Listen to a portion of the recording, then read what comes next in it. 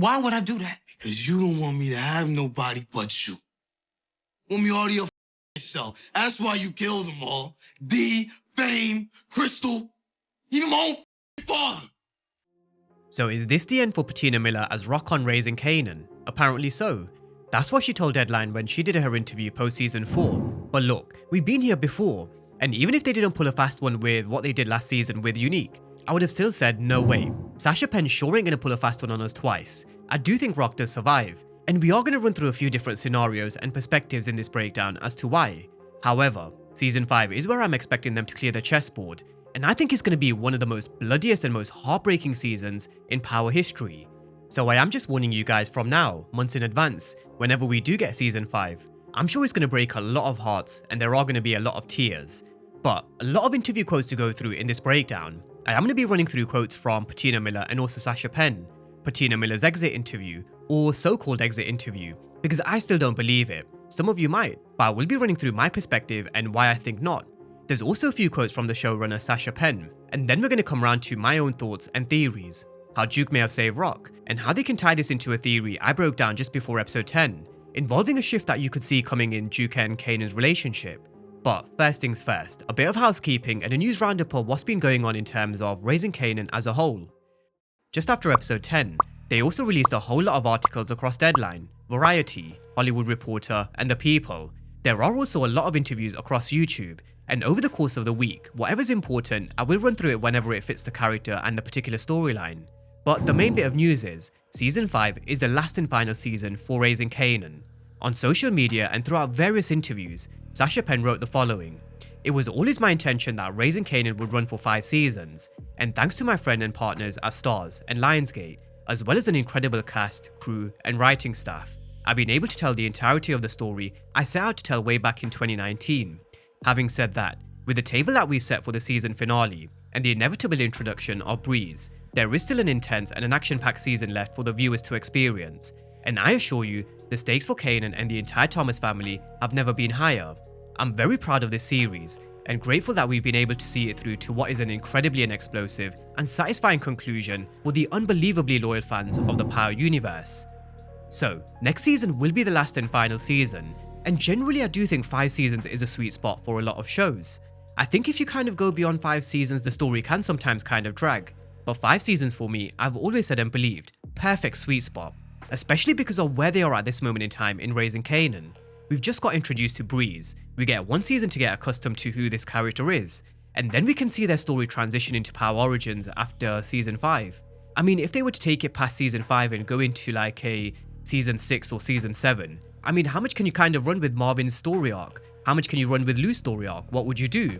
So, definitely think 5 seasons is definitely the sweet spot. And is it really the end? It's going to be the end for majority of the Thomases, probably the end for Unique and a lot of these characters. I personally don't think all of them will die. I think Sasha Penn will probably take a different approach, and he'll send some to jail. Maybe some will leave Queens and leave New York altogether. But I'm sure he knows where he wants to take each and every single character arc. But in terms of it being the end, I guess it's the end of an era in terms of Raising Kanan. But then we're going to be transitioning into Power Origins, and the beginning of Ghost and Tommy's chapter. So definitely still that to look forward to. Now, in terms of a release date, filming for season 5 has already been wrapped up. They filmed season 4 and 5 pretty much back to back, so it is coming next year. They already released a very short teaser last week, and I wouldn't be surprised if it's maybe around March, but I'm sure we'll probably find out closer to the end of this year.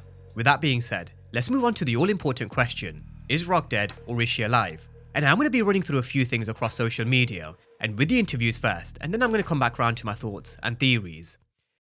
Now, we've got Sasha Penn over on Instagram posting the definition of cliffhanger, and he said, "Give me all the smoke."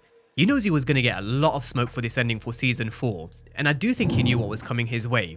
I don't think many of us as the audience did. I don't think many people had Kanan shooting Rock in episode 10, but huge respect to Sasha Penn. He believes in what he writes, he believes in telling the story that he wants to tell, and for majority of Raising Kanan, honestly the writing, acting, right down to the props, I've got no complaints. Raising Kanan has always been my favourite. I've always said this series would age like fine wine, and no doubt, once season 5 comes to an end, we're probably going to be saying the same. But this is what Patina Miller had to say with Deadline, in an article that's titled, "Season 4 Finale Shocker, Leading Actor, Exits Series." "I've loved playing Rock. It's been a role of a lifetime. I love playing this character. I have loved being able to shape her and do all the things an actor would want to do with the character. To tell a story from season 1 all the way to season 4, not many actors do get the opportunity. It was a luxury to be a part of a long-running show. I've been fortunate and blessed to bring my skill, if you will, and all of the things that I like to bring to my work, to this character, and I've worked incredibly hard. I'm incredibly proud of the work, working with this group, the cast and the crew. It's really one of my favourite shows I've ever had the opportunity to work on, and one of my favourite experiences. I've learned so much. Now, Sasha Penn did also do an interview with The Hollywood Reporter, and he said the following: "As far as the question, does Kanan kill Rock? We all heard the gunshot, that's all I'll say. But look, whether Rock is in the next season or not, I think her presence will always be felt across this series in season 5 as much as it was felt in season 1. Rock has definitely left a mark on these characters, and also in these stories in a way that even if she isn't there, she's there. And that's frankly part of the fun of season 5. Part of what's interesting about season 5 is really seeing Rock's impact across every single character in this series, and I'm excited for people to see it."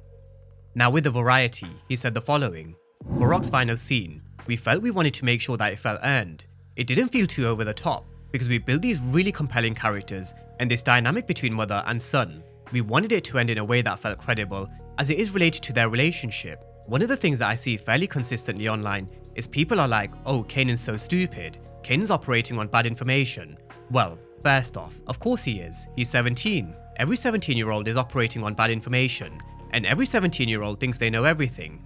But having said that, what we wanted to get across in this scene is the pain and desperation that both of these characters feel that things have gotten to this point." So those are a couple of quotes from both Patina Miller and Sasha Penn, and there are a few more with different news outlets, but they do kind of more or less say the same thing in terms of what they're thinking. But what do we think? Are you guys buying that Rock is dead and she's left the show based on the ending of episode 10 and based on Sasha Penn and Patina Miller's quotes? Because I certainly don't. Like they say, fool me once, shame on you. Fool me twice, shame on me. If it's a third time, then shame on both of us. Look, in all seriousness, I genuinely don't buy it. I think with Rock there's definitely still more story to tell, such as things like her being pregnant with Unique's baby. That's just one. That's something I'm sure that will probably pop up in a conversation or two. I think they just started to touch on the shift between Rock and Duke's relationship. I personally believe there's a lot more they need to wrap up with Rock's character arc, and I don't see them ending it here in season 4. I think the ending scene is just there to fuck with us, because just like 50 said, why not? Fuck you gonna say? What? In my breakdown for episode 410, I likened it to what we saw with Monet in Power Book 2 Ghost. But don't get it confused and think I'm comparing Raising Kanan to Ghost. They're definitely not comparable. But I do like to look at the history in terms of what they've done with previous characters, storylines and plot points. And you look at the Monet situation in Ghost and her being shot. How did it impact her? How did it change her? Look at the hallucination scenes we saw. We saw her having to revisit her past with Mecca, Lorenzo and the ghost of Zeke. We saw the flashbacks of what she was like as a young mother to Kane, Drew and Diana. Now imagine if Rock was shot and she had to go through something very similar. She's a very tough woman playing in a man's world. The episode title, Give Me the Weight. We all had Lou mention that she takes a lot of the weight for a lot of the things that the Thomases won't. But has she been shot before? She hasn't. So, if she were to be shot by her son, how does that change her mentality going forward? There's a lot that they can play with in terms of Rock being shot, her being in recovery, Kanan finding out the truth a bit later on, and then maybe even rebuilding a bit of their relationship because of how Kane has been manipulated by Snaps and Pop, especially when he does eventually learn the truth. Everything he was blaming Rock for and the reason why he shot her here in episode 10 was because of Snaps and Pop. He mentioned D-Wiz, Fame, Crystal, and also Detective Howard. So definitely a lot that they can play with. That's if they were to go down this route of Rock being shot and surviving. Now the other plot point to consider is, did Kanan get shot himself? We also Jukebox picking up the phone frantically because she knew Kanan wasn't thinking straight. His emotions were all over the place. Just like Kanan's narration said at the beginning, you need to control your damn emotions. But again, just like Sasha Penn said, he's 17, he's just a teenager. Like I've been mentioning over the past few weeks, we have to put ourselves in Kanan's shoes. So, gun in hand, Duke knew what he was about to do. She picked up the phone, dialed a number, but we never really saw or heard who she called. Did she call Rock? Did she call Marvin? Did she try and call Lou? Did she not get through to anyone? And did she come to Rock's house and fire a warning shot to stop Kanan? Did she shoot at Kanan, grazing his neck, which could explain the scar on his neck? And this brings me back to my breakdown from last week, the break and tear between the relationship between Duke and Kanan. You could definitely feel that it was coming in episode 10. There's a reason why I left that breakdown just before we saw episode 10, they've been building up to it, and it is a topic that I'm going to touch on in a lot more detail in the coming week, because there are a lot of quotes I do want to run through from the actors in terms of that particular topic. But in terms of this one, saving Rock, does Rock survive or does she die?